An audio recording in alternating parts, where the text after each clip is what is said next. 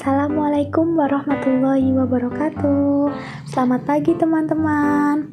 Nah, pada pagi hari ini sebelum kita memulai presentasi, aku mau ngajak teman-teman nih buat nyanyi dulu biar happy. Ikutin ya.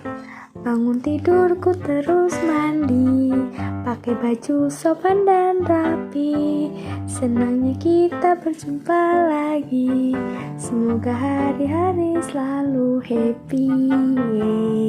Nah, kami dari kelompok 5 kelas B yang beranggotakan Alma Cynthia Rihadatul Ais, NIM K121908, Amanda Tito, NIM K121912, Ani Nur Aini, NIM K121916, Anissa Nur Azizah, K121918, Silvi Intan Cayaningsi, NIM K121976, Silviana Putri Ratmawati, NIM K121978, akan mempresentasikan hasil diskusi kami mengenai metode pengelompokan. Metode pengelompokan.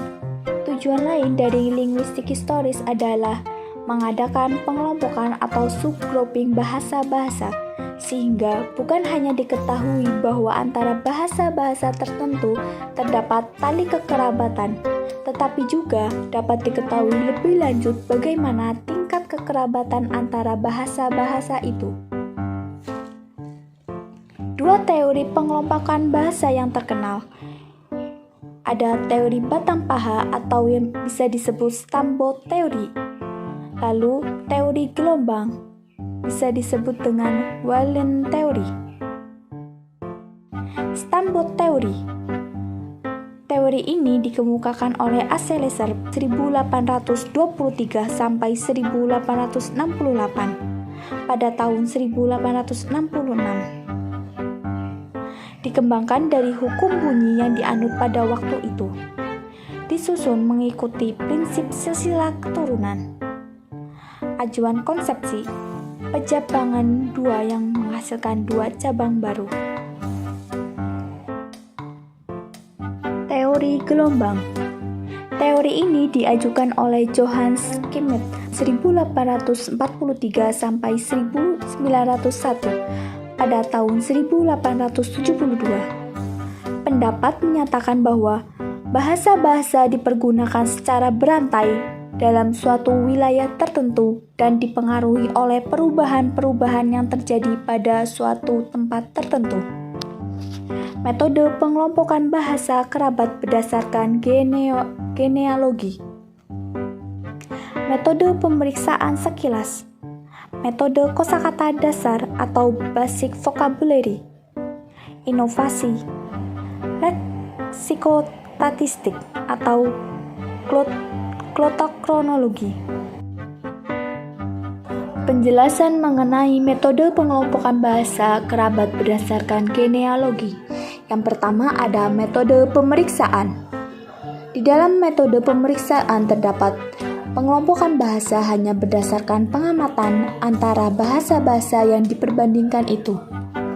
Penetapan anggota kelompok bukan hanya dilihat berdasarkan bentuk yang identik, tetapi juga melihat kemiripan-kemiripan yang ada.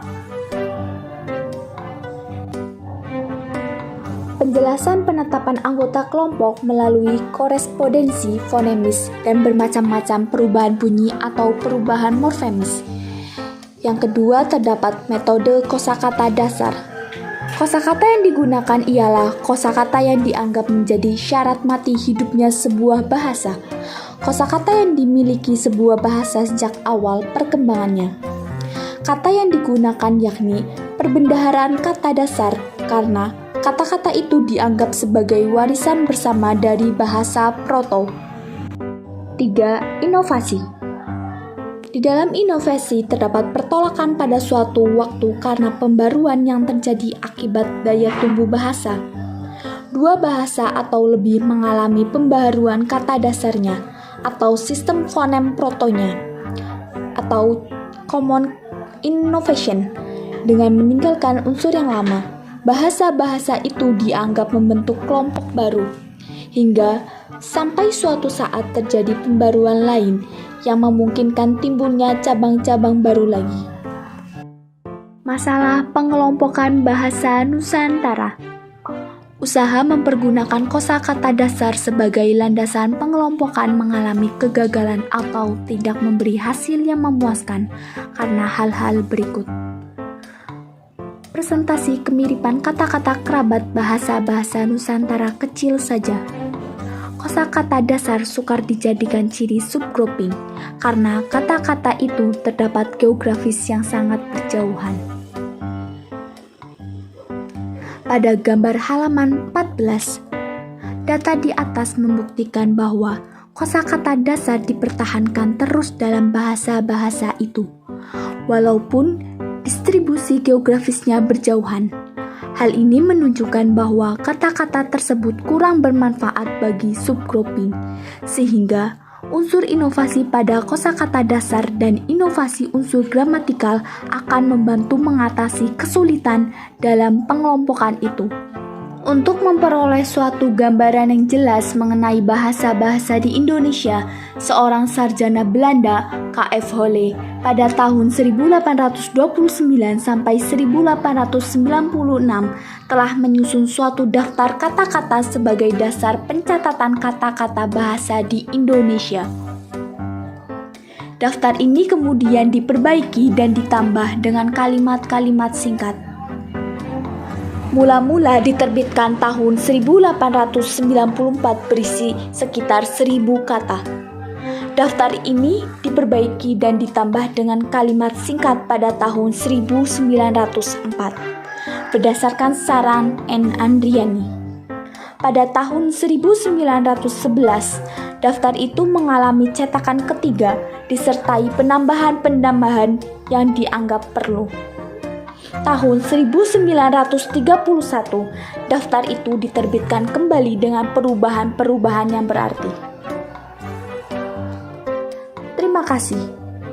Sekian presentasi dari kelompok 5. Wassalamualaikum warahmatullahi wabarakatuh.